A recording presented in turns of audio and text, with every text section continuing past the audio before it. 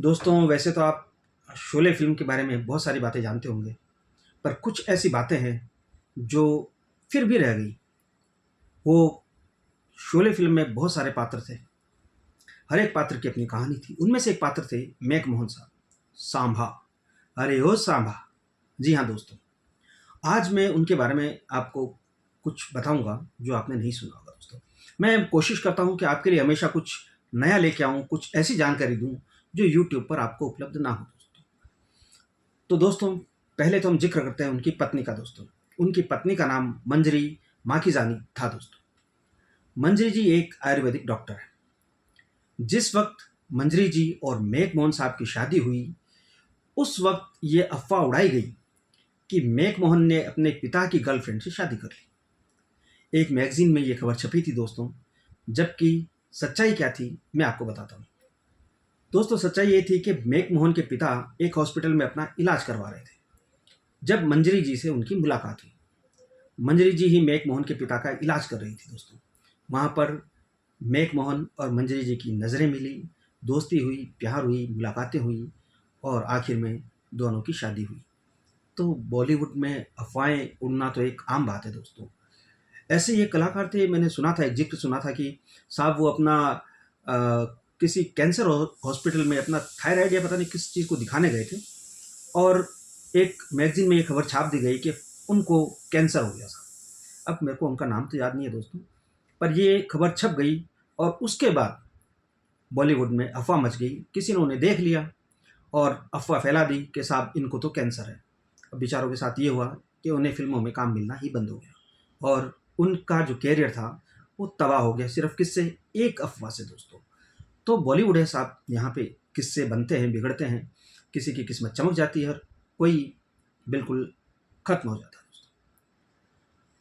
तो दोस्तों, एक प्यारा सा किस्सा है मेक मोहन साहब का कि शोले फ़िल्म के बाद वो डाकू सांभा बन गए थे, आप सभी जानते हैं, और वही छवि उनकी चलने लगी।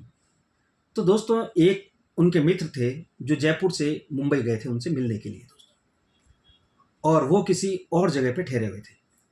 तो मेक मोहन साहब चाहते थे कि वो मेरे घर आकर रुके, पर शोले के मेक मोहन, आप जानते ही हैं दोस्तों, उनकी छवि जो थी कैसी हो गई, सांभा बन गए थे।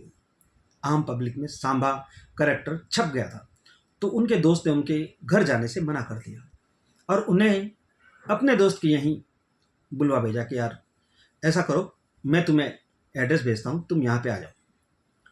और साहब मेक मोहन अपने दोस्त के दिए हुए पते पर मिलने पहुँच गए।